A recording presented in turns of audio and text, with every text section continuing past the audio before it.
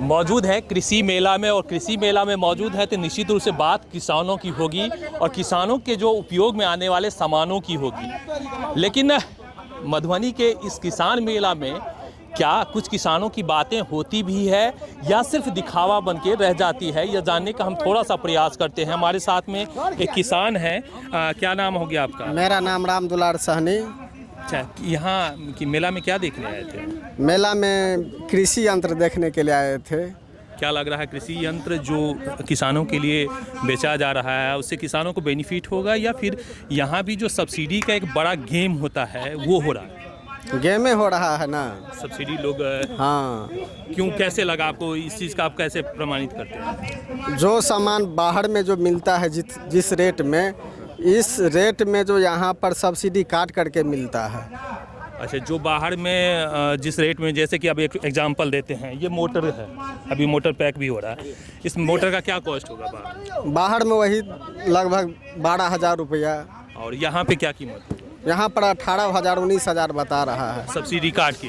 Subsidy काट के 12,000 रुपये में मिलता है। मतलब कुल मिला के जो सब्सिडी है वो कहीं ना कहीं गुम हो जाता है। हाँ, गुम हो जाता है। इसलिए हम मन बहलाने के लिए रख सकते हैं कि सब्सिडी आपको मिल रहा है। हाँ, हम तो एक बार आए थे तो हम अपना परमिट को भी फाड़ के फेंक दिए थे। नहीं लिए। उससे अच्छा तो कहाँ, यहाँ से 40 किलोमीटर लेके जाएंगे। हाँ। इसके बाद हम भाड़ा जो किराया देंगे, हम अपने लोकल में काहे नहीं खरीद ले।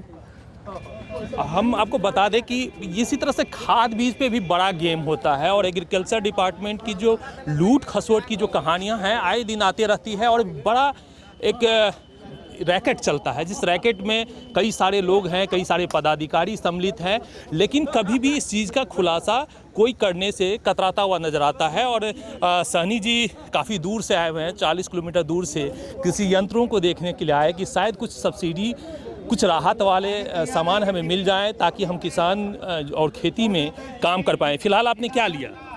मधुमक्खी का बॉक्स लिए हैं, बक्सा लिए हैं, 10 यूनिट था। 10 ठो लिए हैं। जी। मधुमक्खी पालन करना चाहते हैं? जी जी जी।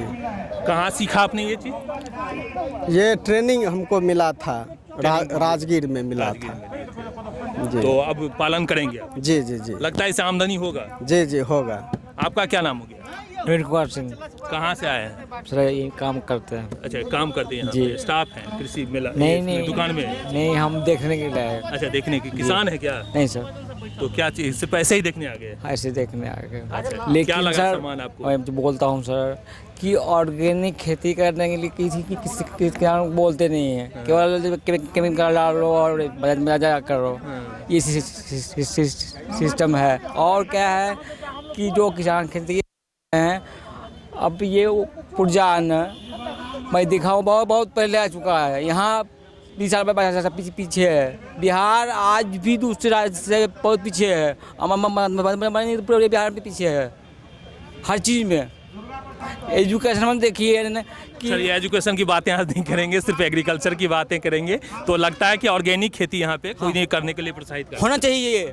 अब बोलता नहीं वहाँ से। अच्छा, मन से बोलना चाहिए ऑर्गेनिक खेती करने के किसान। चलिए हम दिखाने की कोशिश करते हैं आपको, थोड़ा सा जो इस कृषि मेला का दृश्य है वो भी दिखाने की आपको कोशिश करते हैं। देखिए ये कृषि यंत्र हैं, और देख सकते हैं कि रेट है इसका 2,30,000 रुपया, सब्सिडी है 80,000 रुपया, 2 लाख रुपये कैश आपको लगेंगे। लेकिन जब आप इसे मार्केट में खरीदने के लिए जाएंगे तो निश्चित रूप से इसकी कीमत आपको कम नज़र आएगी। उसी तरह से कई सारे स्टॉल हैं जो सिर्फ नाम के लिए हैं। मेला का उद्घाटन हुआ, उद्घाटन होने के बाद जो फॉर्मेलिटी होती है वो करते हैं सभी दुकानदार, और फिर यहाँ से फिर वो सभी के सभी निकल जाते हैं। कुछ इसी तरह से किसान से यांत्रिकरण मेला, कृषि प्रदर्शनी में जो मखाना की खेती है, जो मिथिलांचल के जो बेहतरीन फसलों में से, या फिर ये कहें कि कृषि का जो उद्योग के रूप में जो प्रचलित हुआ है, उसमें मखाना का बहुत बड़ा योगदान है। और मखाना के लिए भी यहाँ पे सेंटर है। यहाँ पे आप देख सकते हैं कि मखाना जो है यहाँ पे बेचने के लिए रखा गया है। और किस तरह से, क्या रेट का ये मखाना है? सर ये 700 रुपये है, ये 1000 रुपये, ये हाई क्वालिटी है। अच्छा, ये हाई और ये 200 रुपये। अच्छा, ये दो है। क्या दो तीनों में अंतर क्या है?